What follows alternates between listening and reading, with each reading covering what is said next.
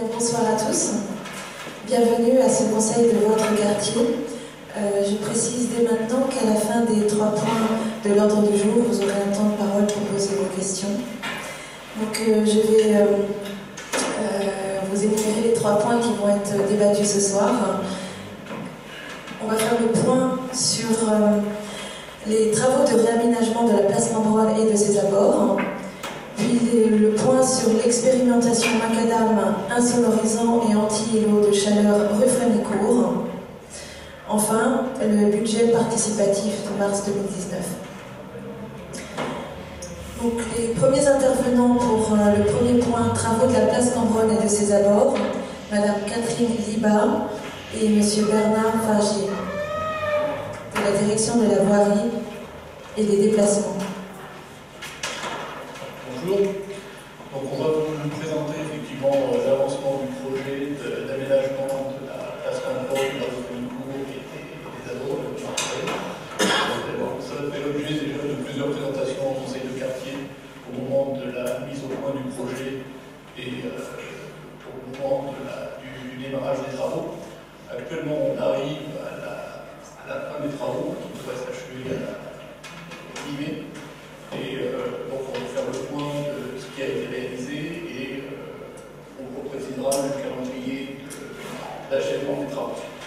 Donc sur la rue Frémécourt, premier aspect, le but et les objectifs du projet, on les a rappelés rapidement sur cette vue, c'était d'intégrer la voie dans une grande commerce et réaliser une voie avec une circulation apaisée pour les bus, les vélos et l'ensemble des véhicules, élargir le trottoir, revoir les traversées piétonnes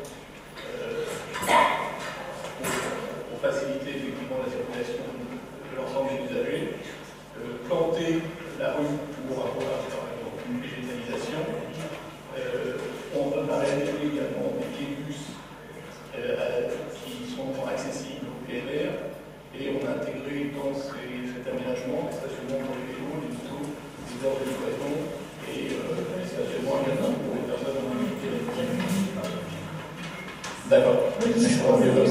Et on a également dans cette opération réalisé la modernisation de l'éclairage public de la commune.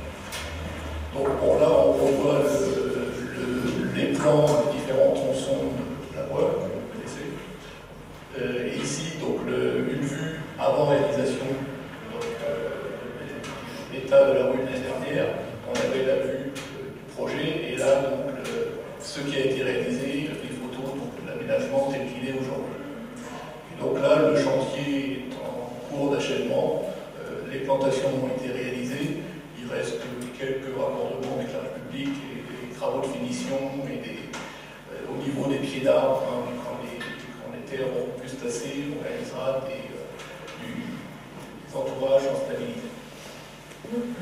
Donc sur la rue Frémécourt, on a également fait un essai enrobé dans le cadre du projet LIFE pour un enrobé phonique, mais ça je pense que ça sera évoqué dans le deuxième sujet, donc je ne vais pas m'attarder là-dessus.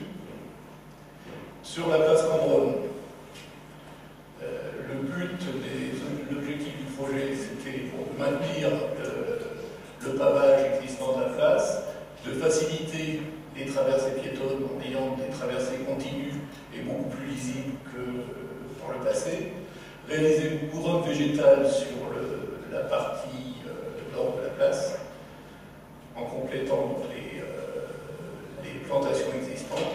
On a planté 3 nouveaux arbres. On conserve les alignements des façades existantes et on modifie les alignements des terrasses, des étages. Donc voilà, là on voit les nouvelles traversées piétonnes, la piste cyclable qui a été réalisée sur qui fait le tour de la place. Et voilà. Donc voilà donc, les objectifs du projet. Bon, ça c'est l'aménagement général. On va voir comme précédemment l'état avant la réalisation des travaux. Une photo et un montage qui avait été fait pour présenter le projet en phase étude. Et donc maintenant,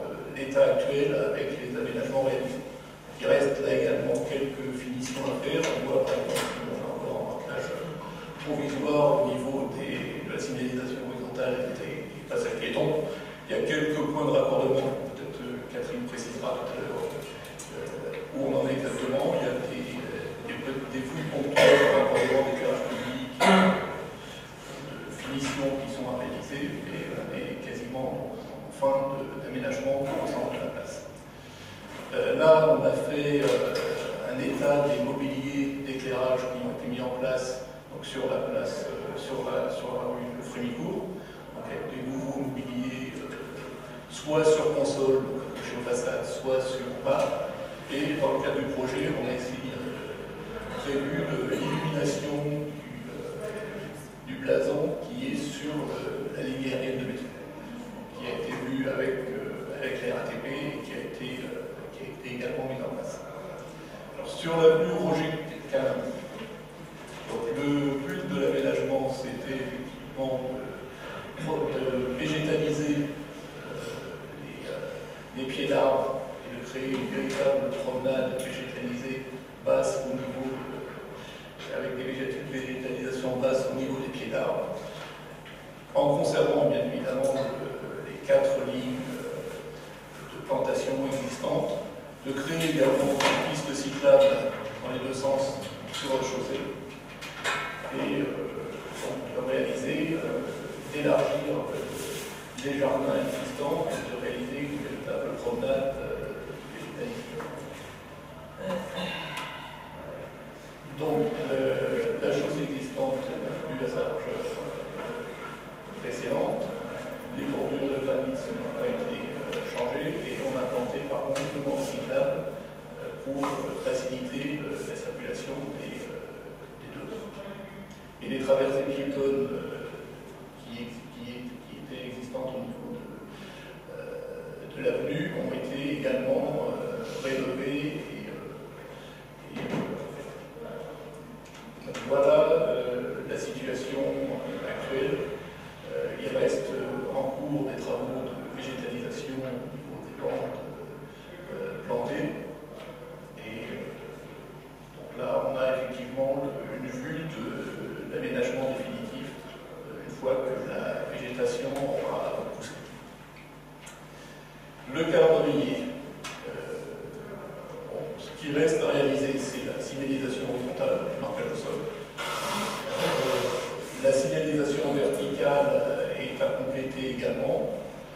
On a certaines finitions sur les travaux d'éclairage public qui devraient se poursuivre jusqu'à mi-avril.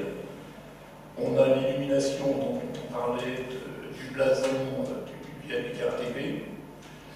Le réseau d'arrosage automatique dans les jardinières qui est encore en cours sur l'avenue de Roger Calin. La pose des lisses métalliques qui permettent de délimiter les espaces plantés sur cette avenue et des bancs qui seront mis en place sur la rue Roger Calin. Et donc, en dernier lieu, la mise en place des plantations et donc, normalement, les travaux devraient être terminés, si je ne dis pas de bêtises, le 15 mai, par la nuit.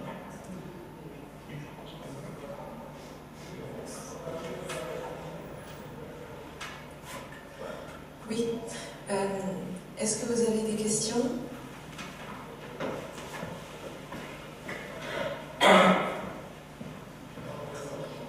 J'ai vu effectivement les arbres sont plantés dans le Frémicourt. Pourquoi on a fait le choix que d'un côté, pas des deux? Et deuxièmement, est-ce qu'à la place des arbres, si c'est pas possible avec le sous-sol, on ne pourrait pas mettre des bacs fleuris, des trucs comme ça? Et deuxième chose, pourquoi il n'y a pas de banc, ni de ce côté-là, ni le tour de la place Cambronne, qui est quand même assez grand. Il y a quand même des gens qui ont besoin de s'asseoir de temps en temps.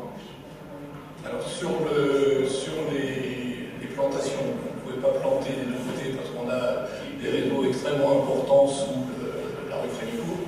Encore là, on est sur une partie qui est un peu moins encombrée que la partie précédente, qui en plus le parc de stationnement, un encombrement de sous-sol extrêmement important. Donc on a réussi à planter sur 14 arbres sur cette partie-là, ce qui, à mon avis, est mieux, plus valorisant que des jardiniers qui posent des problèmes d'entretien, d'arrosage. Là, on a des plantations militaires sont réalisés et qui permettent effectivement de changer complètement l'aspect de la rue. Je pense que le choix de plantation d'aliments plutôt que de jardinière est quand même nettement bien. Alors, de l'autre côté, on a des réseaux qui sont importants. Pourquoi c'est pas aller jusqu'à la rue de commerce, quoi, voilà, tout ça. Toutes ces parties, il y a des énormes trottoirs, maintenant il n'y a rien dessus. Effectivement, c'est lié aux contraintes techniques et à la limite du projet tel qu'il avait été défini. Il y a eu l'aménagement qui a été réalisé suite à la réalisation du parking. On a poursuivi pour aller jusqu'à la place Cambronne avec cet aménagement tel qu'il était proposé. Pour les bancs, on pourrait éventuellement poser des bancs. Ça, éventuellement, ça devrait être obligatoire, il y en a qui parlent. Vous voulez bien prendre le micro quand vous vous exprimez, parce que c'est enregistré, on ne vous entend pas sans ça.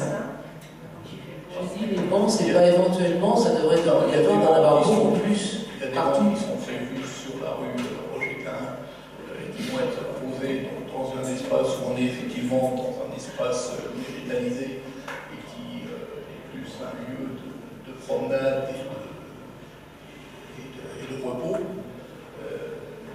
Sur une voie comme la rue Frémicourt, est-ce qu'il faut effectivement mettre des bancs?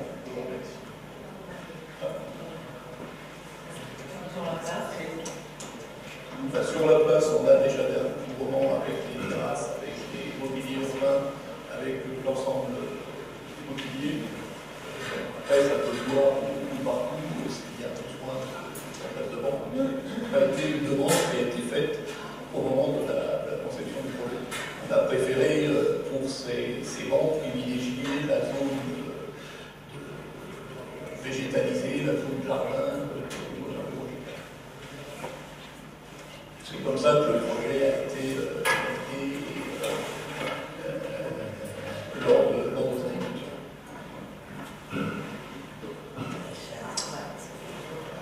Il fallait trouver un équilibre entre tous les mobiliers existants.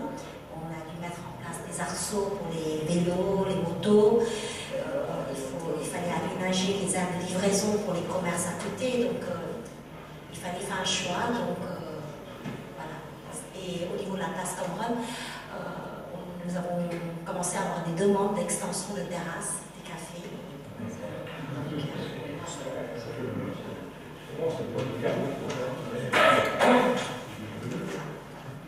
Allez-y, monsieur. Oui, bonsoir. J'avais une observation à faire quand on regarde la rue Frémicourt, qui est magnifique. Il y a un éclairage, un grand éclairage pour la voie de voiture, et il y a un éclairage plus bas pour le trottoir. Et si vous regardez l'avenue Roger-Quin, je n'ai vu qu'un éclairage de la voie publique de voiture, je n'ai vu aucun éclairage pour les deux allées arborées. Alors, dès que les arbres vont avoir leurs feuilles, ces allées vont être dans la pénombre. Déjà, précédemment, c'était un parcours plutôt dangereux le long du square parce qu'il n'y avait aucun éclairage, il y avait les racines, etc. Donc là, le parcours est plus lisse, mais je crains qu'il manque un éclairage de ces deux allées. Alors, on n'a pas modifié les arbres d'alignement sur la rue. On a réalisé des plantations au niveau des pieds d'arbres et de la végétalisation basse. Donc on ne va pas avoir d'arbres supplémentaires qui vont apporter une diminution de l'éclairement existant, puisque les arbres sont les mêmes que ceux qui existaient et qui existent aujourd'hui. Et dans les études d'éclairement qui ont été faites, on n'a pas constaté de défaut d'éclairement sur cette avenue. La végétalisation et l'aménagement qu'on a réalisé ne vont pas modifier, ne vont pas dégrader l'éclairement de la voie. Sauf que précédemment, on était déjà dans la pénombre, donc on va rester dans la pénombre. On est dans les limites normales d'éclairement des voies. On verra bien.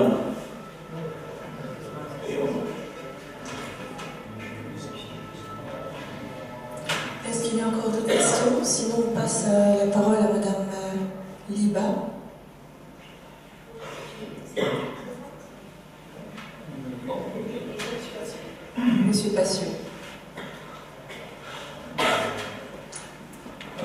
Je vais vous dire un petit mot sur l'expérimentation qui a été faite pour les nouveaux enrobés de chaussée. On va mettre,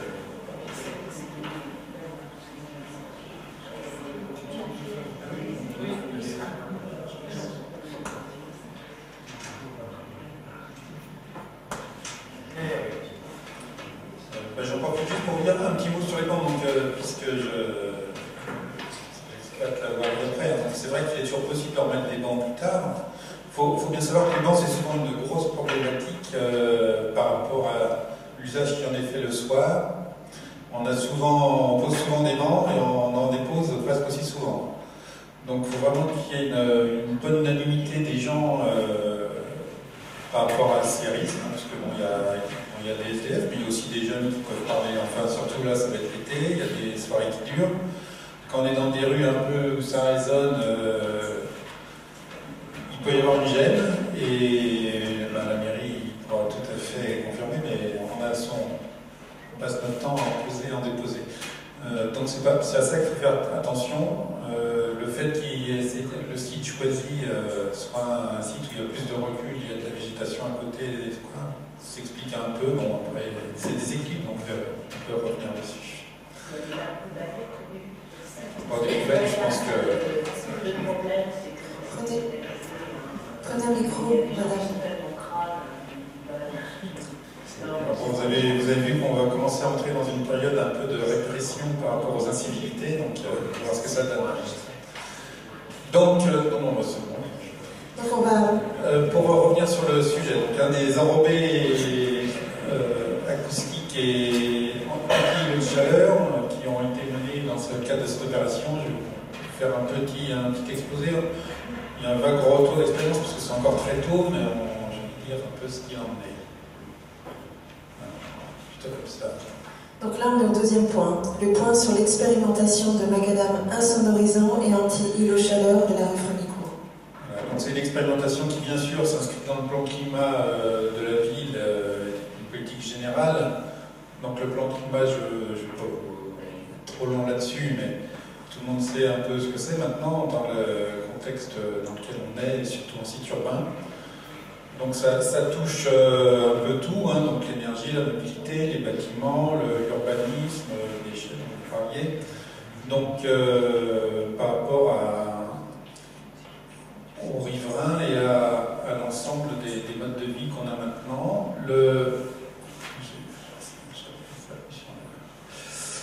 donc il y a aussi une politique de lutte contre le bruit qui est menée depuis longtemps. Donc on avait commencé notamment avec des enrobés phoniques sur le périphérique puisque c'était les voies les plus nuisantes. Il y a c'était des traitements de points noirs au niveau national, hein, c'est des choses qu'on a vues, qui ont apporté des résultats. Après, ces enrobés ont montré aussi leurs limites puisqu'ils s'usaient, en fait c'était des enrobés qu'on disait souvent un peu très poreux mais drainants des fois, mais qui finissaient par se colmater sur les voies circulées comme le périphérique, mais même en voie urbaine intramuros, et puis perdaient assez vite de leur pouvoir absorbant acoustique.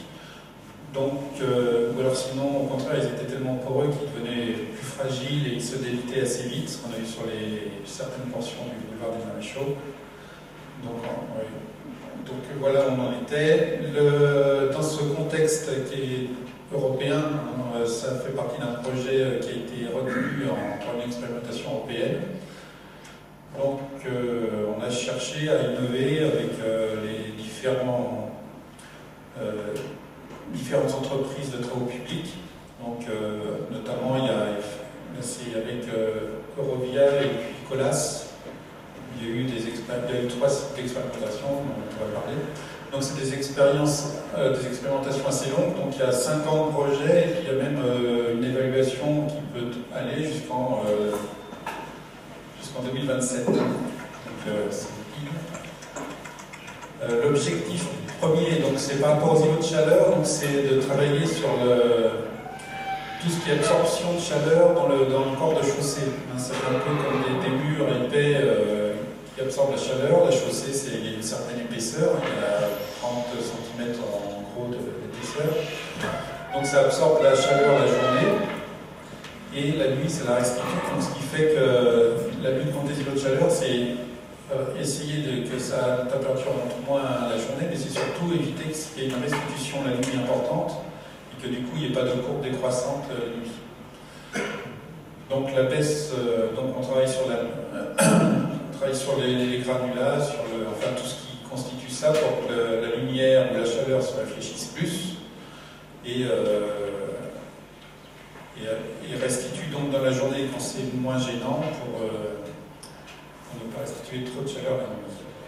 Donc voilà, une baisse ressentie d'environ 3 degrés, c'est l'objectif, donc ce sera quantifié, mais c'était dans les objectifs européens. Sur le côté acoustique, donc l'objectif est un gain de 3 décibels. Donc il faut savoir que la mesure du bruit est logarithmique, donc 3 décibels en fait c'est qu'on diminue par 2 la puissance. Donc, et alors après, comme c'est le son décroît avec le carré de la distance, en fait, donc il décroît assez vite. Quand on est dans les enfin, plus on s'éloigne forcément de la source de bruit et plus le gain s'affaiblit. Donc on estime que quand on est en façade, en immeuble, en plus en hauteur, on aura un gain de 2 décibels.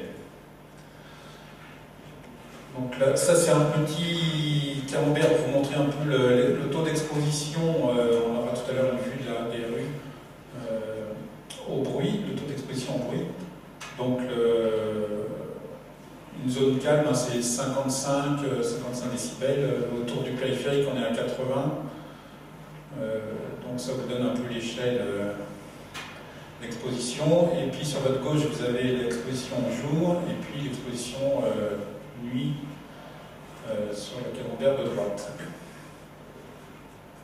Donc les sites qui ont été retenus, il y en a 3 dans Paris, je disais, donc 2 avec Colas et 1 avec Eurovia. Donc il y en a 2 dans le 15e, puisqu'on a bien défendu l'arrondissement, mais bon, puis que la mairie d'arrondissement a aussi joué le jeu, hein, donc était tout à fait contente. Oui, statistiquement, ça va peut-être réparti autrement. Mais donc à chaque fois, l'expérimentation, c'est sur 400 mètres de long, hein, donc il y a 200 mètres on va revenir dessus, hein, il y a des planches test et puis une planche vraiment avec le produit innovant. Donc là, pour la rue Frémicourt, vous avez la carte bruit dont je parlais.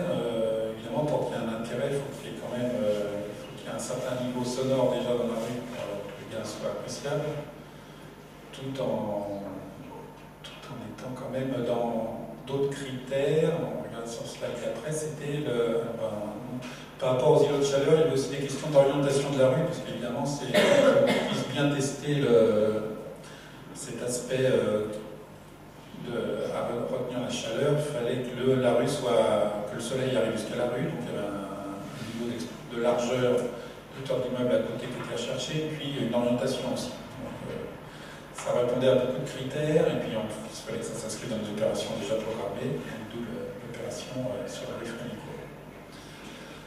Alors les recherches, donc je ne vais pas de toute façon je ne m'inquiète pas d'aller trop loin dans toutes ces recherches, mais c'est les labos d'entreprises qui ont travaillé là-dessus, mais donc c'est essentiellement sur les agrégats, ce qu'on appelle les agrégats, donc les petits cailloux qu'on met qui constituent comme le béton, mais les enrobés de corde de chaussée, quoi. Donc pour qu'ils soient à la fois, il faut qu'il y ait des rugosités, il y a les angles pour qu'on ait quand même toutes nos caractéristiques, et puis il y a la lumière elle-même, la clarté des produits. Et puis l'autre ingrédient, si je puis dire, c'est le liant. Donc c'est un bitume, hein, donc qui vient coller ces petits cailloux entre eux. Donc on joue, il faut qu'il ait un pouvoir assez coulant pour partir partout, en même temps qu'il laisse des creux de temps en temps. Et donc là, c'est ce qui est un peu symbolisé. Après, avec tout ça, ils ont fait des galettes et puis ils regardent comment on absorbe le son. Ce qu'on vient en bas dans le slide d'avant, mais c'est pas grave. Donc, bon, il y a un tas d'expérimentations en labo qui sont faites avant bien sûr, de passer dans les essais grandeur nature. Donc, après, ça implique aussi des mesures in situ, donc qui soient objectives. Donc là, on a associé Bruit Paris à cette expérimentation qui intervient, donc il ne dépend pas de la ville, et ça fait ni des labos, bien sûr, ni des entreprises de travaux publics, ce qui fait des mesures tout à fait fiables. Donc, on va voir, on peut descendre. C'est les produits que vous pouvez voir maintenant, là, qui sont un peu partout, alors, à la fois pour mesurer le trafic, pour mesurer le bruit, et pour mesurer un peu la température. Donc en bas, on voit à droite les deux planches, donc la planche de référence et puis la planche innovante, proprement dite. Les mesures sont protégées par des petits grillages, enfin je pense que vous les avez tous repérés, donc ils sont là pour 5 ans, il faut faire ce qu'on disait, en temps de retour d'expérience, et pour mesurer tout ça. Donc il y a des capteurs sous chaussée, enfin voilà, vous les connaissez, mais c'est pour illustrer ce qu'il y a dans les rues.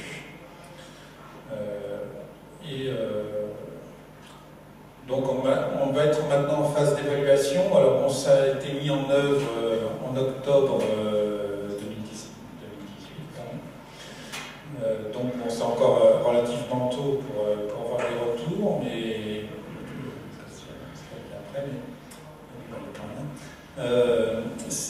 donc en termes de retour, pour le moment, on a un peu les impressions que vous avez, vous, enfin vous en aurez peut-être d'autres, par rapport au bruit, pour le moment, on a eu plutôt des bons retours, et puis ce sera quantifié un peu plus tard. Donc, comme c'est sur des périodes assez longues de retour d'expérience de 5 ans, il va y avoir des campagnes d'évaluation à peu près tous les 6 mois. Là, on va attendre, on aura surtout une au lendemain de l'été à venir. Comme ça, on aura des paramètres sur un peu tout. Et sur le bruit, on aura sûrement une campagne avant l'été, mais sur le côté chaleur, qu'on attend quand même qu'il y ait au moins une petite année pour faire un premier retour d'expérience. Voilà où on en est. Oui. Est-ce que vous avez des questions? Par rapport au... Prenez bien le micro, s'il vous plaît. Bonjour. Par rapport au revêtement traditionnel, quel est le rapport de coût? Alors, c'est des coûts qui sont pour le moment... le surcoût a été pris en charge par les entreprises pour le moment. Parce que forcément, il y a aussi des échelles de production qui ne sont pas les mêmes. Donc pour le moment, on est à 15 ou 20% de plus. Après, ce n'est pas forcément un. Donc c'est l'objet. Bon, les entreprises le prennent en charge aussi. C'est pris en charge par les aides européennes. On est sur avec tout le complexe. Enfin, le coût direct, c'est pas seulement ce coût-là. Donc il y a tous les coûts de mesure, de labo, et donc les entreprises, par rapport à ça, s'engagent, elles, à publier tout ce qu'ils font. Donc, ils ont quand même le brevet sur leurs produits, mais ils doivent publier toutes les expérimentations pour permettre à la recherche globalement d'avancer.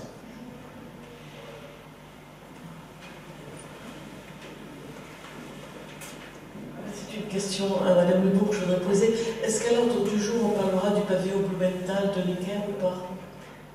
Non, il n'est pas annoncé pour ce soir. Ah, je crois que c'était ce soir. Non, il a été retiré de l'ordre du jour. Oui, une question? Si je comprends bien, rien ne va être fait en termes d'extension de ces surfaces avant 5 ans, qui est les premiers résultats. Et bien, il y aura progressivement d'autres zones d'expérimentation. Alors, en termes d'expérimentation sur ces produits, je pense qu'il n'y aura rien d'autre, effectivement. Par rapport à la durabilité des produits, est-ce que, par exemple, on n'a pas trop dégradé, est-ce qu'ils n'ont pas est trop fragile, il faut bien qu'on attende. Excusez-moi madame qui partait, c'était pour le pavillon Blumenthal, c'est ça? Je suis vraiment désolée, effectivement ça n'a pas été annoncé en début de séance, je suis désolée de vous avoir coupé, mais comme madame partait, effectivement ça n'a pas été annoncé en début. On va le reporter à la prochaine réunion publique, parce qu'en fait ils n'avaient pas d'éléments ce soir à nous apporter. Voilà, donc on est vraiment désolé. Merci. Excusez-moi monsieur. Non, mais donc, je pense que ça va être à peu près... Parce qu'il avait été annoncé que lorsque cette expérience serait terminée, et si elle était probante, ensuite toutes les nouvelles surfaces bitumées seraient faites selon ce procédé. Oui, alors je vous dis, il y a 3 procédés d'expérimenter. Les 3 sites, c'est 3 produits différents. Et puis bon, il peut y avoir d'autres expérimentations. Le produit va pouvoir aussi être formulé un peu en fonction de ses retours d'expérience. Bon, il n'en reste pas moins que les produits avec des propriétés acoustiques, c'est ce qu'on disait, on en met depuis longtemps. Ça n'empêche pas d'en mettre de manière plus... de rester sur des produits plus classiques, qui ont des retours, et puis de savoir faire vraiment, surtout en termes acoustiques, des produits. Les îlots de chaleur, c'est un peu plus récent, mais par rapport à ça... Oui, une question dans la salle? Sinon, moi j'ai une question. Est-ce que vous connaissez la localisation à la rue Le Courbe de cette rue Smart Street? Je connais la localisation, alors je vais dire des bêtises, mais ça va être entre convention et avec route. Donc c'est un qui a été fait, c'était à l'intérieur en septembre. Je sais pas de bêtises. C'est pas le mais bon, alors si on va au bout pour parler de la rue de course, ce qui a été testé, c'est de l'asphalte, la chose comme ça, un produit tout à fait différent. D'accord. Donc s'il n'y a pas de nouvelles questions. Non, moi je voulais juste dire un mot aux trois ingénieurs de la voirie et des déplacements ce soir. Vous remercier parce que Place Cambronne, c'était un projet qui n'était pas facile et ça a été réalisé, je trouve, assez rapidement. Ça va être plutôt bien. Enfin, je trouve que pour l'instant, c'est presque fini, donc on peut s'en rendre compte largement et c'est plutôt bien, c'est plutôt réussi. La question du partage de l'espace public, c'est extrêmement compliqué. Vous êtes beaucoup à l'écoute des habitants et donc moi je vous remercie beaucoup parce que franchement, c'est pas une tâche aisée et bravo.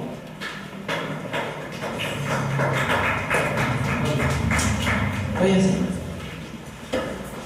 enfin, moi, je voudrais simplement mettre un bémol pour les travaux de la place Cambronne, c'est que je m'aperçois que la circulation automobile n'est pas si aisée que ça. C'est-à-dire qu'il y a quand même pas mal d'embouteillages, et notamment pour les gens qui viennent de la rue Frémicourt ou de la rue de la Croix-d'Hiver et qui prennent le boulevard Garibaldi, parce qu'il y a un feu qui est juste à l'entrée du boulevard Garibaldi et qui fait que les véhicules attendent et bloquent la place.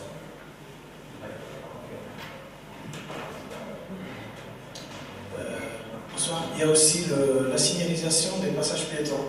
Je pense qu'elle n'est pas très... Voilà. Ils ont mis déjà un panneau et c'est un panneau qui clignote, mais il n'est pas très... on le voit pas. Mais à côté du fleuriste, on le voit pas. Donc il y a un petit souci. On note, c'est vrai que l'ensemble de la signalisation n'est pas fini. Et effectivement, on peut prendre en compte s'il y a des remarques particulières, on regardera ce que l'on peut améliorer.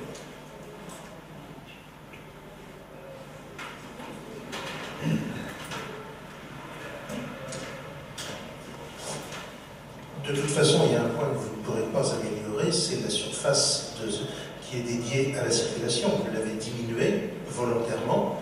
Aujourd'hui, comme le disait le qui est à la gauche, les embouteillages, c'est tout le temps. Et ça commence dans le début des rues, que ce soit Cambronne, Croix-d'Hiver ou Frémicourt. Et quand en plus on a la prétention de faire passer un bus articulé de, je ne sais pas combien de mètres de long, mais ça... 20 ? Oui, et bien le bus articulé, il bloque la place. Donc moi je ne suis pas satisfait du tout de cette place et malheureusement je suis obligé de la prendre tous les jours. Et je circule en 2 roues.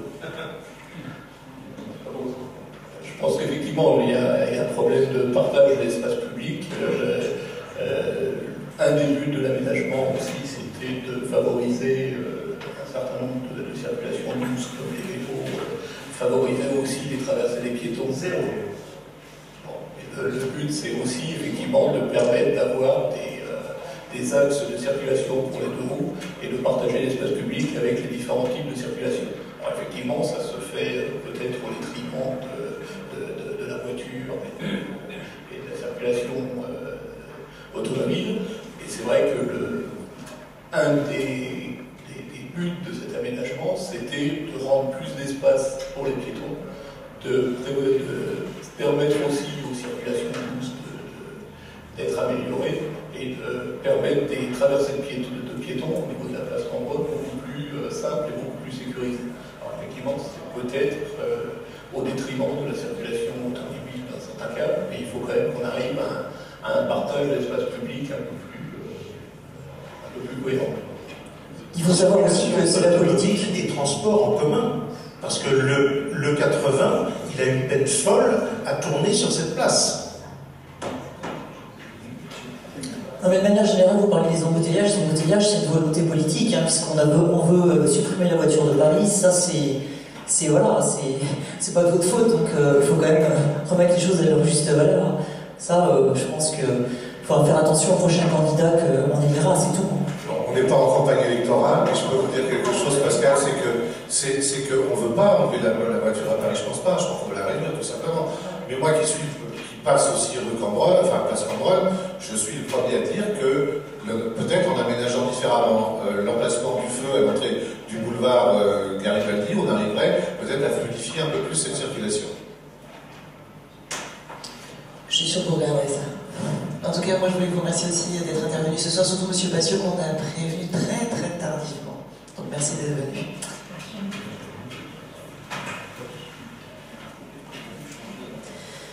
Donc s'il n'y a plus de questions, on va passer au troisième point. Oui, il y a une question, allez-y. Moi je voulais réagir à ce qu'il disait sur l'aménagement de la place Cambronne, que je trouve plutôt agréable, et surtout pour les familles et la jeunesse et l'exploitation des terrasses, etc. Après, je rejoins monsieur sur les bus, mais ça, je ne sais pas si ça concerne en tout cas cette instance-là. C'est que, est-ce que à Paris, en tout cas dans le 15e, puisqu'on est préoccupé par ça, est-ce qu'on a besoin d'avoir des bus à accordéon qui sont vides en journée? En termes de mobilité urbaine, on est quand même sur des véhicules, en tout cas sur des équipements qui se déclinent énormément, que ce soit les trottinettes électriques, les trottinettes, et que les bus accordéon, je ne sais pas qui ça concerne, mais enfin, ça paraît quand même une aberration. Alors, effectivement, ça... Les bus sont pleins, madame. Les bus sont pleins. Vous dites des bêtises, les bus sont pleins. Ce bus est une nécessité. Voilà. Pas plein tout le temps. J'habite le 15e. De ce que j'observe la plupart du temps en journée, je travaille à temps plein, je travaille dans l'Essonne. Donc les transports, je les prends énormément et je trouve que les accordéons en pleine journée, vides, c'est une aberration. Alors que la traverse, par exemple, que je pratique aussi, faudrait peut-être aussi accentuer ces équipements-là. Ça permet une mobilité urbaine vraiment à proximité de tous. C'était Ça, c'est la RATP. Oui, on fera bien sûr, on travaille avec la RATP, on fera remonter les impressions. C'est vrai qu'une ligne, c'est très long et qu'il peut y avoir un besoin, et peut-être qu'il y a des endroits où c'est moins fréquenté, il y a aussi les heures creuses peut-être, donc on fera remonter ça. Vous voulez passer le micro juste derrière vous, s'il vous plaît, madame, monsieur Franck Lefebvre. Bonsoir. Et puis, je suis Franck Lefebvre, je suis en charge des déplacements dans le 15e. Et je voudrais rebondir sur ce qu'a dit madame. En effet, il y a probablement un problème, suivant les horaires, de ces bus doubles. Et d'ailleurs, j'en ai discuté un petit peu avec la région, parce que vous savez que c'est la région Île-de-France l'Île-de-France Mobilité qui est en charge des transports, pour savoir s'il était pertinent d'avoir sur la même ligne que des bus doubles en fonction des horaires. Et j'entends bien ce que vous dites, monsieur, ils sont pleins, mais ils ne sont pas tout le temps pleins. Et la question pourrait se poser de savoir s'il n'en faut pas des plus petits et plus fréquemment. Ils sont pleins, monsieur. Vous les payez encore plus d'impôts. Vous les payez encore plus d'impôts. Mais je ne crois pas qu'ils soient pleins. Mais si, ils sont pleins. J'emprunte le 83, il est plein toute la journée. Sur toute la journée. Il est plein toute la journée, oui, monsieur. Bien, mais écoutez, tout le monde ne semble pas être du même avec vous, monsieur, y compris les gens qui prennent des transports en commun. Et là-dessus, je pense que vous savez pertinemment bien que si jamais on prenait une telle décision, on ne la prendrait pas comme cela. Les statistiques et les chiffres de la RATP nous permettraient de savoir si effectivement ils sont pleins ou pas, parce qu'on a quasiment à l'unité près la fréquentation des bus sur la tranche horaire sur 24 heures. Donc pour le coup, évidemment, si une telle décision était prise, elle serait prise en tenant compte de la fréquentation. Et ça vaut quand même le coup, comme vous en disiez, monsieur, d'avoir au moins cette réflexion-là. Si effectivement il s'avère que le bus est plein sur la totalité de la tranche horaire dans la journée, il faudra se poser la question, mais je ne suis pas sûr que ce soit le cas. En tous les cas, il faut demander les chiffres à la RATP. Et il y a certains quartiers où, à l'évidence, les bus sont arrêtés, on n'arrivera pas à agrandir les rues parce qu'elles sont ainsi faites, et il serait bon, ne serait-ce que pour améliorer la fluidité du trafic, du transport en commun, de passer à des bus plus petits. Oui, madame.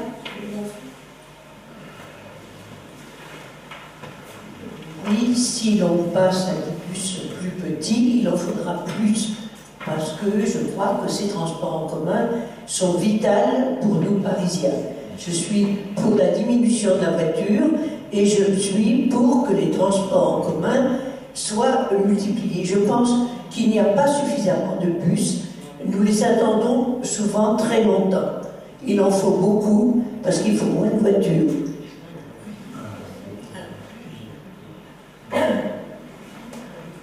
Je voulais rajouter que le 80 est toujours très utilisé, très utile et pour notre arrondissement sur tout le parcours. Et d'autre part, la rue du Laos est toujours embouteillée depuis la synchronisation des feux, ça n'arrête pas. D'autre part, devant l'hostal, est-ce qu'on ne peut pas faire un parterre un peu de plantes, d'arbustes, parce que vraiment tout ce béton est assez fatigant. Oui. Oui, effectivement, devant l'hostal, on pourrait poser des bacs à fleurs ou quelque chose de plus joli. Il y avait un peu désert devant l'hostal, effectivement. On l'a noté. Donc, s'il n'y a plus de questions, on a pris bonne note, en tout cas, de toutes vos remarques et observations. Nous allons aborder maintenant le troisième point de l'ordre du jour. Non, monsieur ?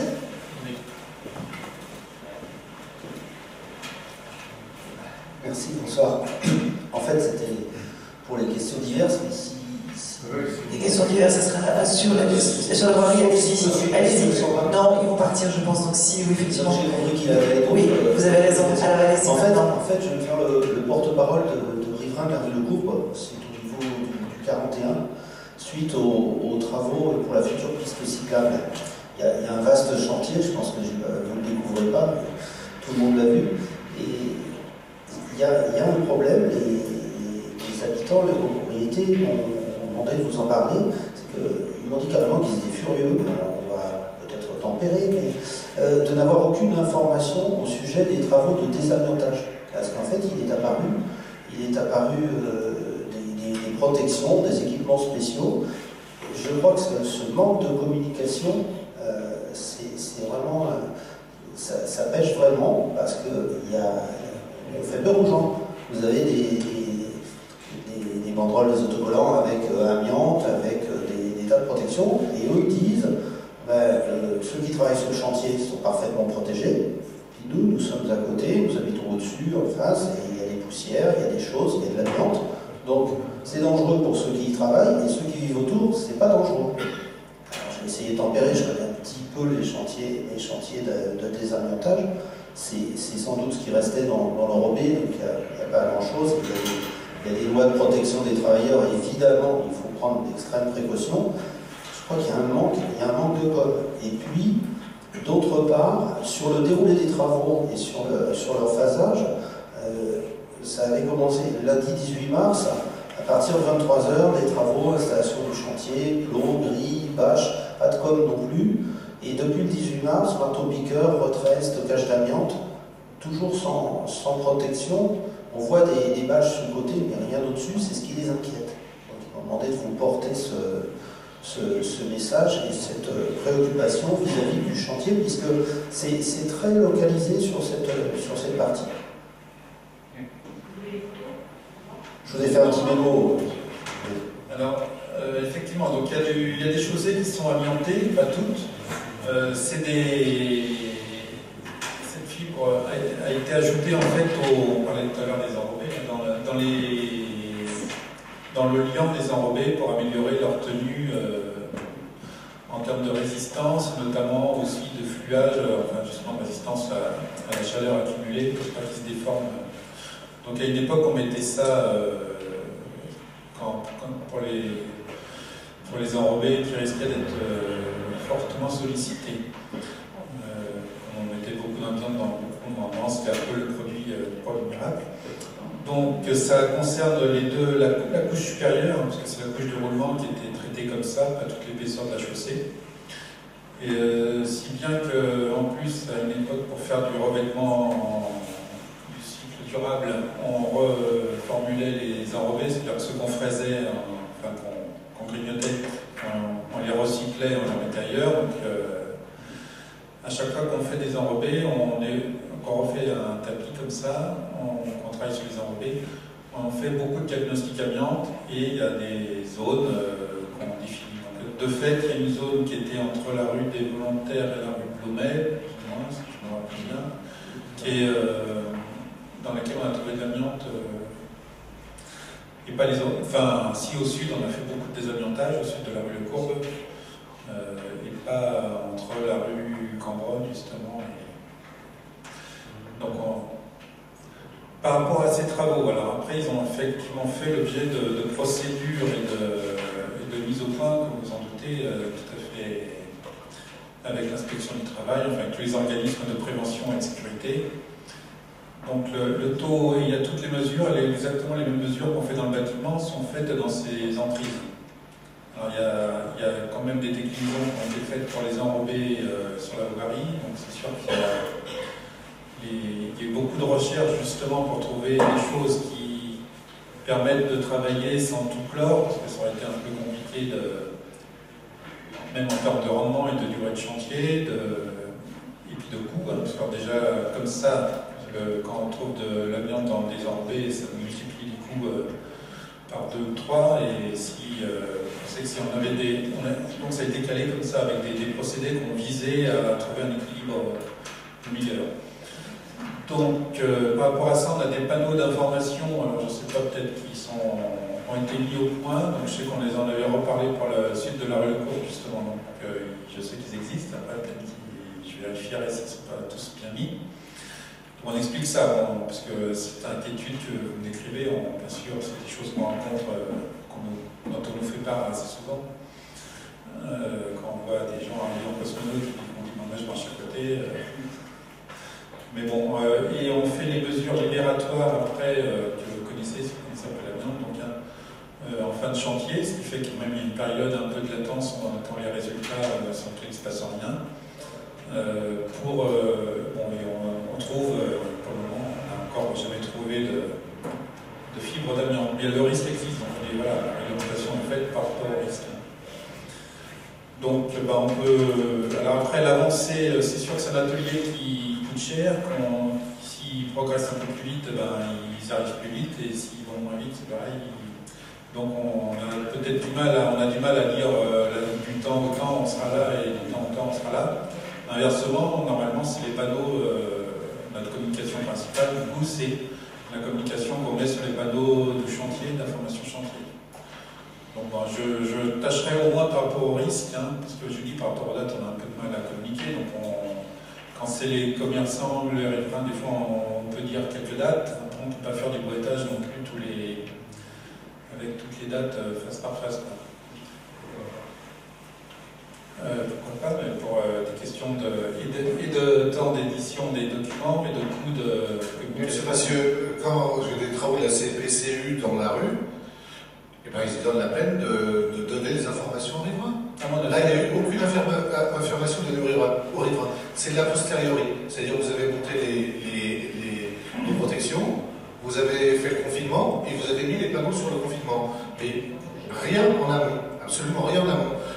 Il a fallu que en tant que président de l'association de commerçants, je demande à ce qu'on puisse se réunir afin de collecter quelques informations qui n'étaient pas du tout fiables en fin de compte parce qu'elles ont été modifiées au fur et à mesure du temps. Mais aujourd'hui, les commerçants de la partie entre la rue Cambronne, entre la rue des Volontaires et la rue Blomet, me font des remontées pas possibles en disant qu'ils ont carrément un mur devant leur boutique et personne ne les a prévenus. Donc, moi, on m'a parlé effectivement de confinement, mais jamais on m'a dit attention, c'est des murs, enfin, c'est des barrières de 2 mètres de haut avec un polyane dessus et on ne voit pas ce qui se passe de l'autre côté. Donc, voilà, ce que je vous demande, c'est d'avoir un peu plus de communication à l'avenir, de faire de l'information en amont afin que, au moins, les riverains, commerçants et habitants soient prévenus de la nature des travaux qui se font et que, bon, effectivement, les craintes que certains habitants ont se dissipent ou n'apparaissent pas. Écoutez, j'en prends votre note, bien sûr. C'est une question. Ah oui, d'accord. Alors après, c'est sur des délais ou des idées de délai. C'est-à-dire que la piste cyclable, elle est pratiquement terminée entre le début de la rue Le Cours. Enfin bon, il y a encore quelques tronçons à aménager. Il y a entre la rue Cambronne et la rue des Volontaires, elle va se terminer d'ici 8-10 jours. On a dit que l'asphalte de la piste cyclable va être différent de l'asphalte du trottoir, parce qu'on veut démarquer un petit peu la piste cyclable du trottoir, même s'il y a une petite bordure de quelques centimètres de différence. Moi, je voulais savoir quand pensez-vous avoir terminé les travaux complets, au moins entre la rue Cambronne et la rue Blomet, de façon à ce que la rue redevienne un petit peu plus fréquentable, entre guillemets, dans la mesure où aujourd'hui il n'y a qu'une voie de circulation, qu'il y a des barrières posées un peu partout, même sur les parties de travaux qui sont soi-disant terminés, si j'entends l'entreprise qui fait les travaux me dire pour nous c'est terminé, mais il y a encore des barrières qui existent. Il y a des endroits où l'enrobé n'a pas été posé, ou parce qu'il y avait une pente qui n'était pas respectée, ou à la première averse, on avait des piscines devant les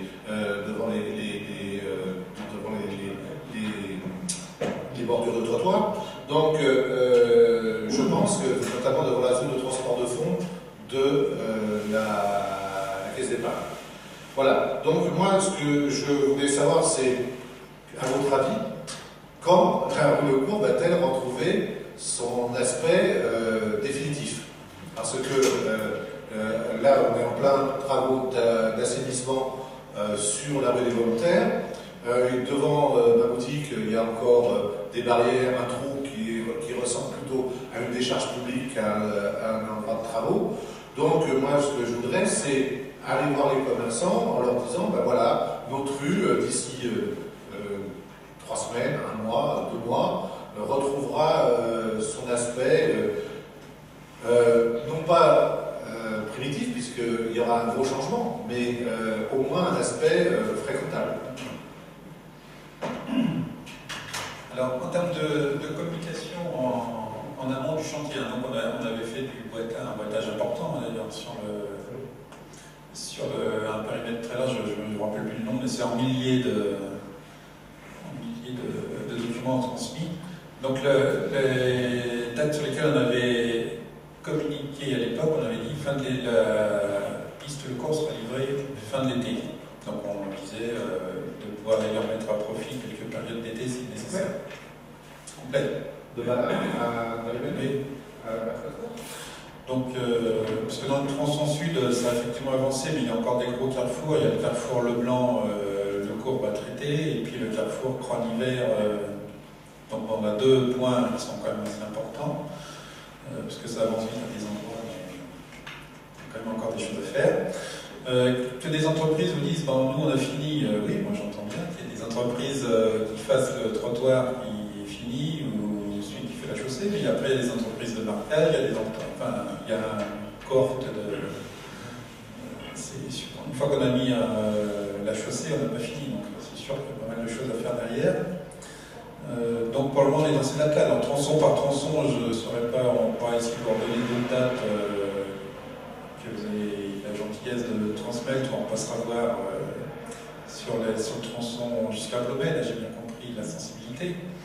Et je ferai le point donc, avec le service d'assainissement qui effectivement ne dépend pas beaucoup, ils travaillent pour nous, enfin on leur demande d'intervenir et de faire des modifications sur le réseau d'assainissement, mais ça ne dépend pas de moi directement.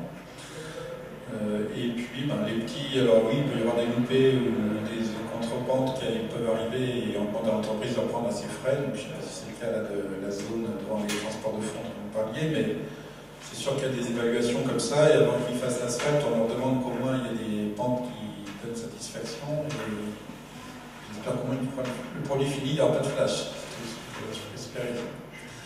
Après qu'il y ait des reprises, oui, on demande aux entreprises de reprendre. Et après, par rapport à la coordination de tout ça, il faut bien savoir quand on fait le trottoir, il y a aussi des concessionnaires, genre Enedis, GRDF, qui viennent remettre leurs plaques à niveau. Donc on est aussi tributaire au Haut de Paris pour les bouches de lavage.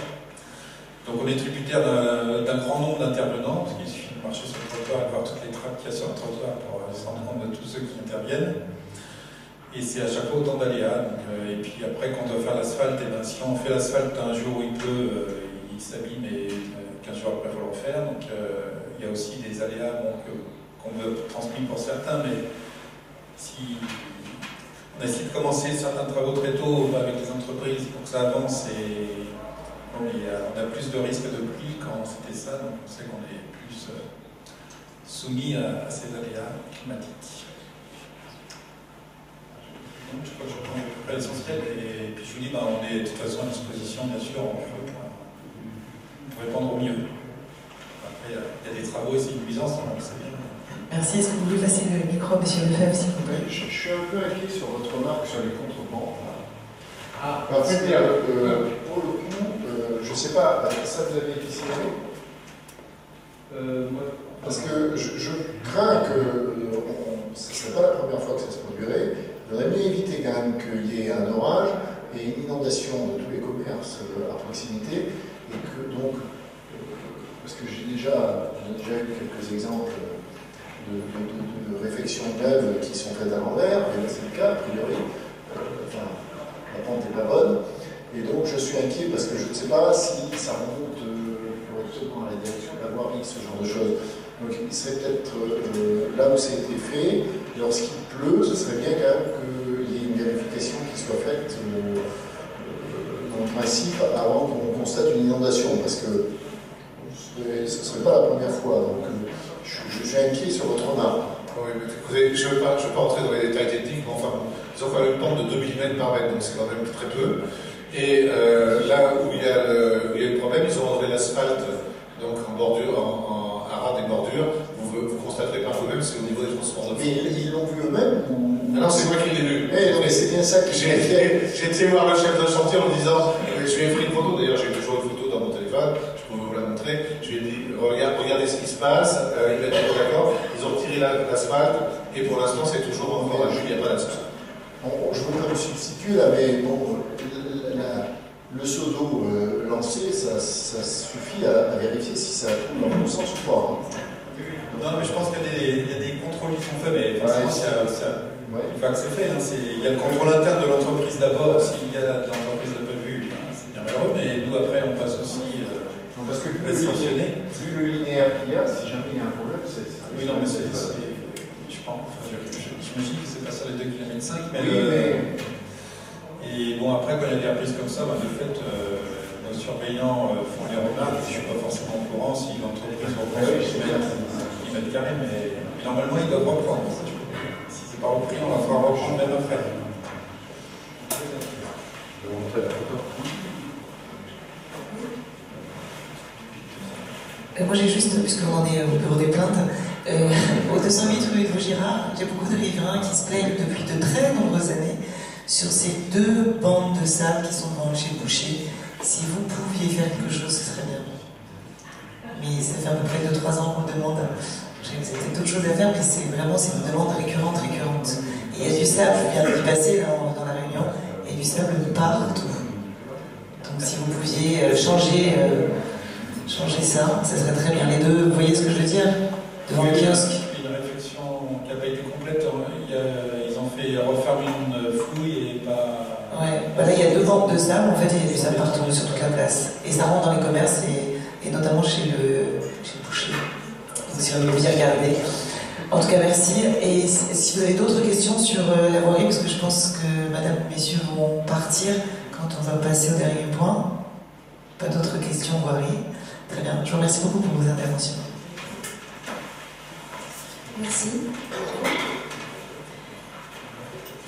Nous allons maintenant aborder le troisième point, qui est le budget participatif. Mars 2019.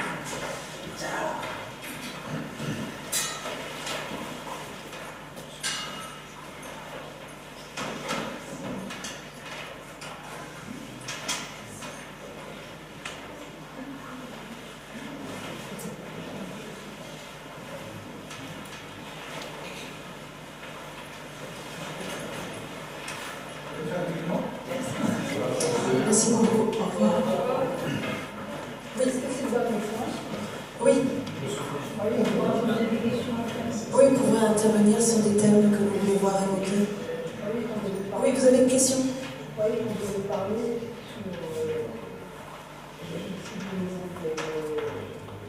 sur l'environnemental. L'agence spatiale.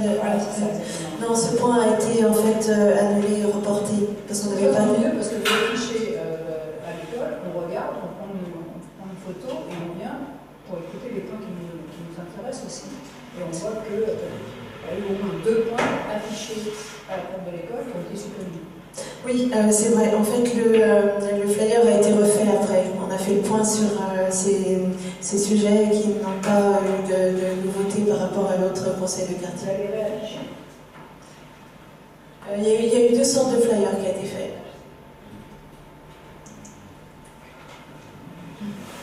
Donc, je suis vraiment désolée. Oui, bon, sur Internet aussi, vous pouvez voir actualiser. En rendre là. Donc nous allons passer au budget participatif. C'est votre budget. Donc le budget participatif, c'est 5% du budget d'investissement de la municipalité sur toute la mandature. Ça représente 426 millions d'euros. Et ça comporte la réalisation de projets d'investissement d'intérêt général et dans le champ de compétences de la ville. Le budget participatif se décline à 2 échelles. Il y a d'une part le budget participatif parisien, avec des projets qui concernent plusieurs arrondissements, et le budget participatif d'arrondissement. Ce sont des projets localisés qui concernent un seul arrondissement. Dans le 15e, 5,9 millions d'euros sont mobilisés. Donc on voit que depuis 2004,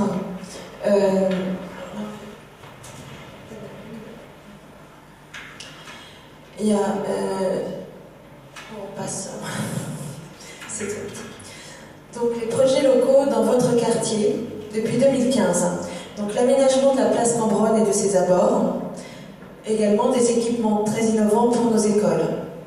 En 2016, la végétalisation des boulevards Vaugirard et Pasteur, des jeux et loisirs dans les parcs et squares du 15e, la végétalisation des murs et des toits du 15e, et le réaménagement de la place Cambronne et de ses abords. En 2017, le réaménagement des boulevards Garibaldi et Grenelle en promenade plantée. Donc il faut savoir que le budget participatif, c'est toujours un budget très apprécié. 2084 projets déposés cette année, dont 501 tout Paris. Et le 15e, votre arrondissement, est sur le podium. 189 projets ont été déposés dans le 15e, ce qui en fait le premier arrondissement en termes de dépôt de projets. Maintenant, on arrive au calendrier, donc notez-le bien, mais vous pourrez aussi le retrouver sur Internet, et on vous rappellera aussi par des campagnes d'affichage. Donc de mars à mai, vous pouvez participer à des ateliers de co-construction de projets issus de propositions convergentes, des mêmes localisations, mêmes thématiques, etc. De mai à septembre, donc de mars à septembre, consultez les projets proposés pendant que la ville de Paris étudie leur faisabilité et leur coût. Du 7 au 23 septembre, vous Vous pouvez voter pour vos projets préférés sur www.budgetparticipatif.paris ou dans des lieux de vote partout dans Paris. Il y a des urnes qui se promènent régulièrement à cette époque-là, partout dans l'arrondissement, et l'urne centrale à la mairie. En décembre, le financement des projets lauréats est rendu possible par le vote du budget de la ville au Conseil de Paris. Leur mise en œuvre peut alors débuter en associant leurs porteurs de projets. Donc n'oubliez pas, il y aura une campagne d'affichage et vous pouvez tout retrouver sur Internet. Budget participatif pour l'année 2019. En 2019, les nouveaux projets de réaménagement de l'espace public, comme l'aménagement de places ou de rues, la création de pistes cyclables ou l'élargissement de trottoirs, les projets de murs végétalisés et de street art, hors murs appartenant à la ville, aux bailleurs sociaux ou aux partenaires publics, les projets de végétalisation, de composteurs et les travaux dans les écoles privées sous contrat ne seront pas retenus.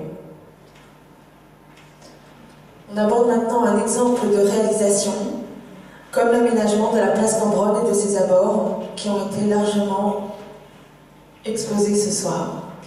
C'est un projet ambitieux que celui de l'aménagement de la place Cambronne et de ses abords. Il arrive bientôt à son terme et on peut d'ores et déjà voir les bénéfices ici rue Frémicourt. Donc vous en avez eu les très beaux exemples ce soir. Donc si vous avez une question, notez bien l'adresse où vous pouvez nous contacter, bp.15e@gmail.com. Vous pouvez également à tout moment nous joindre sur nos adresses, Madame Valérie Giovannucci comme moi-même. Vous avez les adresses classiques, valériegiovannucci@paris.fr ou françoiselebeau@hotmail.fr. On est à votre disposition. Maintenant, s'il y a des points que vous voulez voir évoqués pour peut-être un prochain conseil ou quelque chose que vous voudriez exposer ce soir, la parole est à vous. J'ai une question sur le budget participatif. Oui. C'est-à-dire que j'ai vu que les travaux, aménagement de la place Cambronne en 2015, réaménagement de la place Cambronne en 2016. C'est-à-dire que la place Cambronne, il y a eu deux budgets participatifs. Est-ce qu'on peut, sur le même sujet, avoir deux fois le budget participatif? Là, c'est très vaste en fait. Il y a beaucoup de... C'est très très vaste, ça comportait aussi le réaménagement de la ligne 6 du métro, ça comporte toutes les avenues, tous les jardins. C'est un sujet et un projet très très vaste qui se fait par phase en fait. Et les arbres? Oui, les arbres. Les arbres aussi, il y a eu des arbres qui ont été plantés récemment, donc ça se fait vraiment par phase.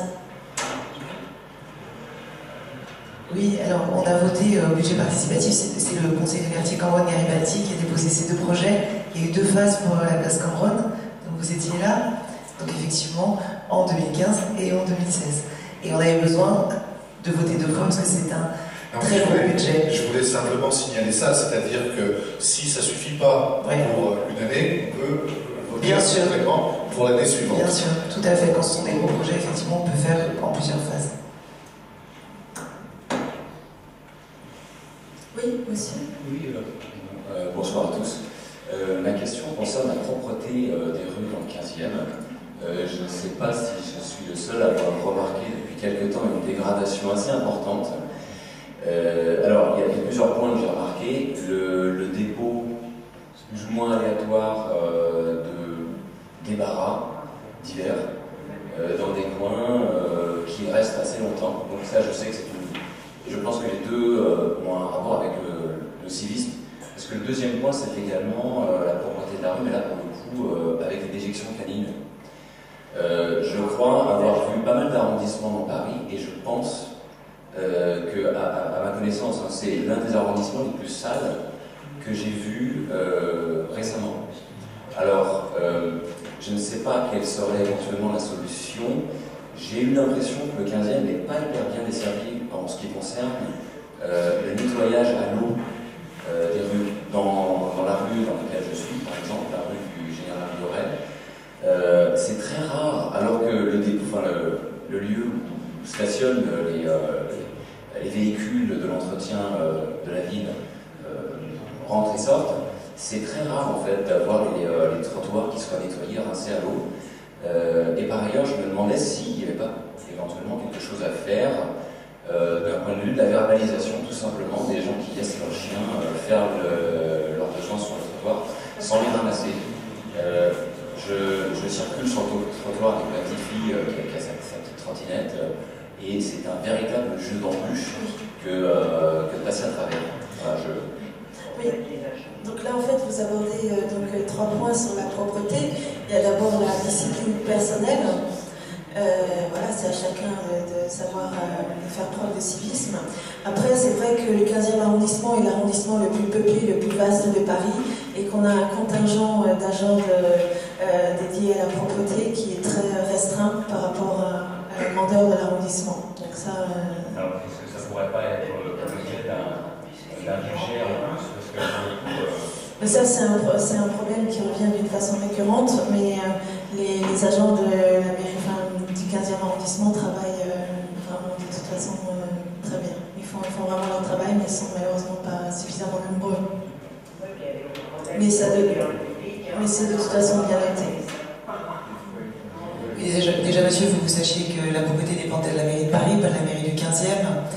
Donc déjà, c'est nous qui avons ces compétences en termes de propreté, malgré le fait que nous ayons un adjoint au maire qui s'appelle Jean-Yves Pinet, chargé de la propreté, qui est très efficace. Donc ce que je vous propose, c'est qu'à la fin de la réunion, vous veniez me voir et je puisse noter votre demande éventuellement sur votre rue, parce qu'effectivement, je ne pourrais pas agir sur toutes les rues, mais dès qu'on nous signale une rue qui est extrêmement sale, Jean-Yves Pinet, qui est l'adjoint au maire, peut intervenir et demander à ce qu'il y ait une vigilance sur cette rue. Pour les déjections canines, il y a la direction de la prévention, de la sécurité et de la protection, ils ont des inspecteurs, ils ne sont pas très nombreux, qui effectivement peuvent verbaliser pour les déjections canines. Pareil, si vous avez un point, vous voyez qu'il y a beaucoup de déjections canines avec des horaires un peu, en général c'est 7-8 heures du matin. Je sais parce que mon fils a un chien, donc il se lève entre 7-8 heures pour aller promener, donc j'imagine que si je le repère et qu'il ne ramasse pas, donc vous pouvez nous le signaler, à ce moment-là on peut les faire passer à cette heure-là dans ce quartier si on voit qu'il y a beaucoup de déjections canines. Mais c'est vrai qu'ils ne peuvent pas être dans tout le 15e en même temps. Voilà. Comment? Et il y a aussi l'application dans ma rue qui fonctionne pas mal aussi. Et sans ça, je vous donnerai mes coordonnées, mais si vous avez des points récurrents, à ce moment-là, on peut agir, nous, de notre côté. Voilà. Et pour ce qui est après les nettoyages par l'eau, c'est la mairie de Paris qui décide en fonction de leurs besoins, et c'est eux qui établissent en fait le programme et qui disent dans quel endroit il faut passer ou pas des balayeuses avec de l'eau. Voilà ce que je peux vous répondre sur la propreté. Du coup, c'est la mairie de Paris qui le fait, du coup, comment est-ce que parce qu'on a quand même un adjoint au maire qui est chargé de la propreté dans le 15e, et on peut travailler avec les services de la mairie de Paris en leur demandant d'intervenir sur certains points. D'accord. Voilà. Vrai, oui, on peut quand même intervenir. Ouais, en leur signalant justement les points que vous nous signalez. Moi, je voudrais juste compléter la réponse, parce que vous avez signalé qu'il y avait une application qui s'appelle Dans ma rue, et je peux vous garantir qu'elle est très efficace, cette application. C'est-à-dire que vous voyez un dépôt de quoi que ce soit sur le trottoir, vous prenez une photo, vous l'envoyez, et là, je peux vous dire, je fais ça le soir, le lendemain matin, il n'y a plus rien. Voilà. Oui, je voulais signaler qu'il y a des abribus en très mauvais état. Il est impossible de s'asseoir et attendre un autobus parce que c'est trop sale.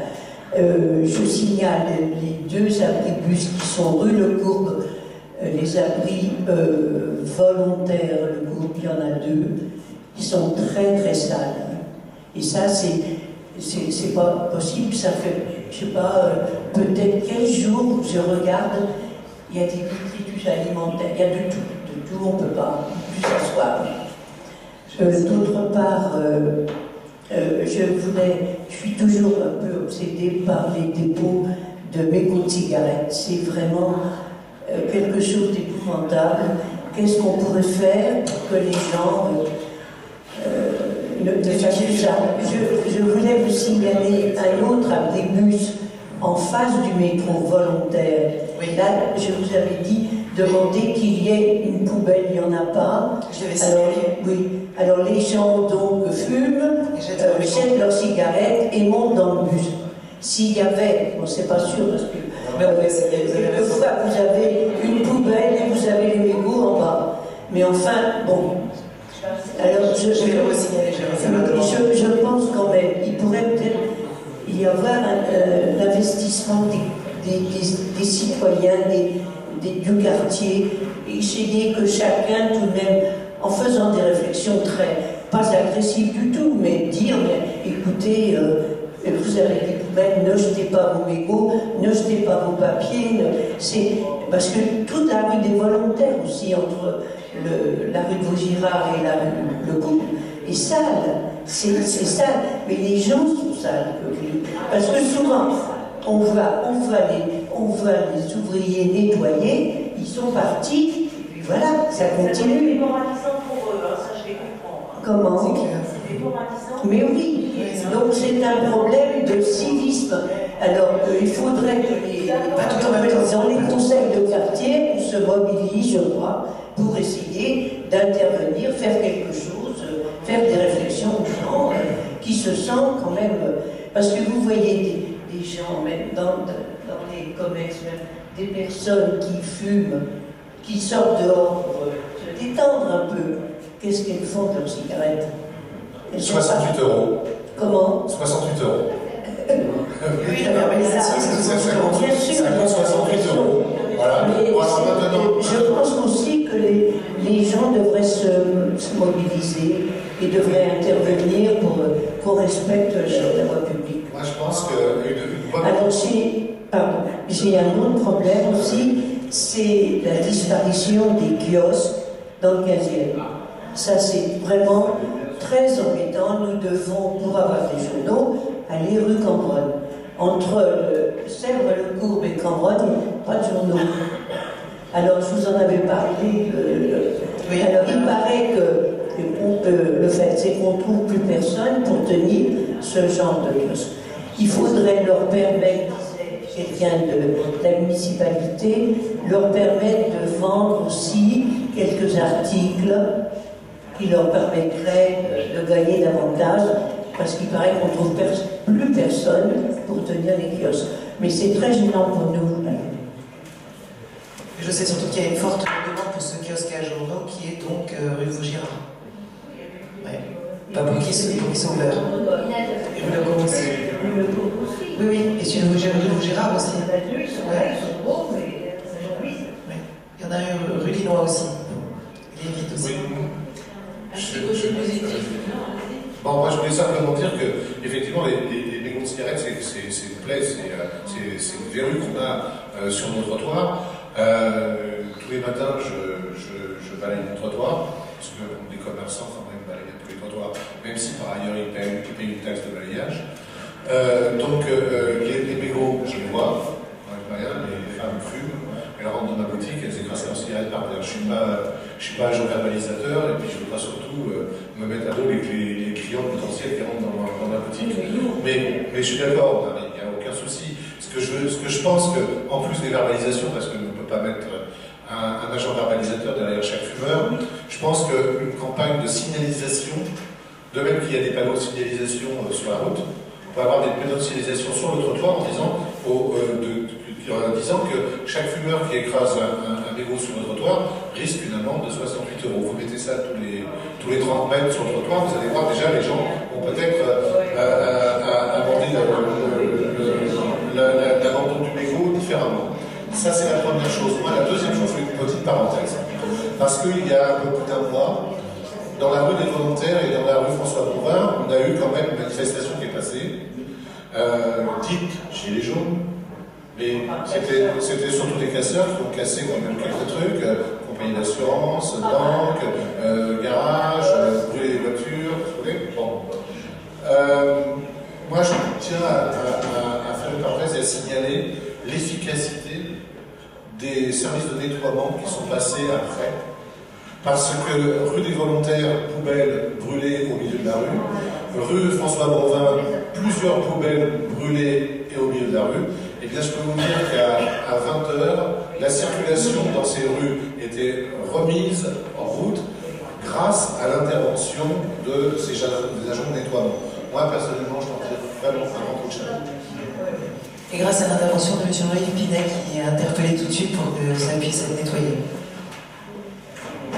Non, je voulais dire une chose.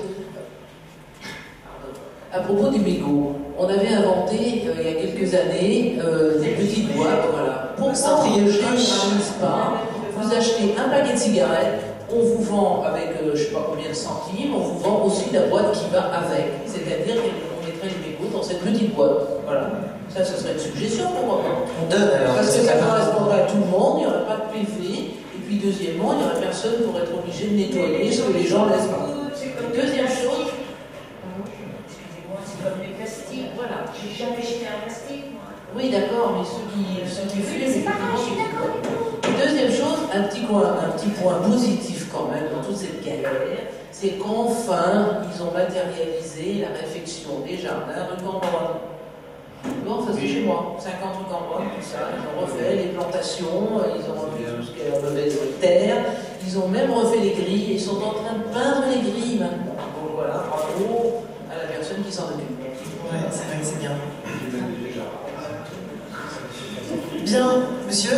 Oui. Bonsoir, je voulais revenir sur le sujet des budgets participatifs et vous poser deux questions. Déjà une première, si j'ai bien entendu, vous avez déjà porté 2 projets précédemment en tant que conseil de quartier. Je voulais savoir comment, à titre associatif, puisque je représente une association, il serait possible de se rencontrer ou de pouvoir mieux présenter un projet qui a été déposé parmi les 189, si j'ai bien compris, comptés, projets parisiens. Donc je voulais savoir si vous avez moyen d'un peu mieux, puisque justement les Parisiens vont devoir voter, ça me semble important que les premiers concernés, c'est-à-dire vous-même, on puisse un peu plus vous présenter les choses. Oui. Sachant que le projet en question, c'est pas tant un projet sur l'amélioration de l'urbanisme, comme c'était le cas, je pense, les années précédentes, ou les actions dans les écoles, mais plus ce qui concerne la vie de tous. Oui. Et alors, voilà. justement, on est vraiment à votre disposition. Et à la fin du diapositive, vous avez eu une adresse mail. Vous pouvez nous écrire pour vous présenter votre projet et prendre rendez-vous. On est vraiment à votre disposition. Il y a des permanences en mairie. Donc, notez bien bp.15e@gmail.com et on vous répondra sans problème. Oui. Il est évident que je vais vous envoyer quelque chose par écrit, mais rien ne vaut, je pense, les rencontres. Est-ce que c'est vous-même qu'on rencontre? Est-ce que c'est d'autres personnes? Madame Giovannucci et moi-même, on est à votre disposition. L'adjointe en charge de ce quartier et moi la présidente du conseil de quartier. En tout cas, ce n'est pas le cadre là maintenant de développer. On pourra se voir à la fin. Vous avez déposé un projet ou vous voulez déposer un projet? Vous avez déjà déposé un autre projet, vous voulez qu'on travaille ensemble dessus? Oui, bien sûr, je vais vous laisser ma carte et on peut se voir quand vous voulez. Pas de problème.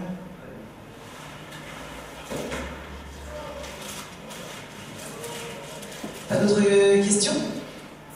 Alors moi je voulais juste vous informer de 2 choses. La fête de quartier du conseil de quartier Cambronne-Garibaldi aura lieu le 21 juin de 17h à 19h au soir de l'Oiseau Lunaire.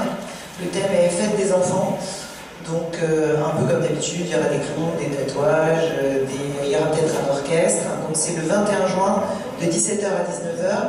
Et d'autre part, le conseil de quartier participera aussi aux 48 heures de l'agriculture urbaine le 4 et 5 mai sur les pelouses de Breteuil. Et nous avons offert lors de cette manifestation un stand Barbe à Papa sur notre budget de fonctionnement qui s'élève à 537 € très exactement. Donc nous avons pris sur le budget de fonctionnement pour offrir à cette manifestation les 48 heures d'agriculture urbaine un stand à Barbe à Papa. Donc nous serons présents le 4 et 5 mai, pelouse de Breteuil, et enfin le 21 juin pour notre fête de quartier au square de l'Oiseau Lunaire. Je vous remercie beaucoup, j'ai passé le mot de la fin à la présidence. Une question, oui. Madame la Présidente. Oui. Il y a quelques années, alors je ne sais pas si c'est dans le budget participatif ou si c'était sur un autre budget, on avait envisagé la mise en place de bacs rue de Courbe et on avait fait une petite marche de reconnaissance pour savoir des bacs pour végétaliser un petit peu la rue de Cour, puisque à part devant le Monoprix, il n'y a pas beaucoup d'arbres. Maintenant que la rue de Cour, enfin, les trottoirs vont être faits, est-ce que vous pensez que ces bacs vont nous arriver, ou est-ce que c'est encore hypothétique? Non, j'espère que ce ne sera pas hypothétique. Effectivement, avec le budget de fonctionnement du Conseil des quartiers, nous avions acheté des bacs pour la rue de Courbe. Il y avait aussi un double projet de budget participatif pour d'autres bacs, donc je crois qu'il y a une dizaine ou une quinzaine de bacs tout le long. Mais pour l'instant, avant de les poser, ils attendent de finir tous les travaux de cette rue de Courbe, pour justement qu'ils ne soient pas abîmés. Une fois que tout sera fait, ils pourront finalement déposer ces bacs. Mais oui, il y en aura, voilà. Et enfin, dernier point. Oui. Au départ, les fêtes de quartier se faisaient donc, se sont faites dans le square Blomet, je parle de la zone lunaire, et on faisait un petit peu plus longtemps dans la soirée, et ça permettait aux gens de venir et de faire un apéro, de pique-niquer.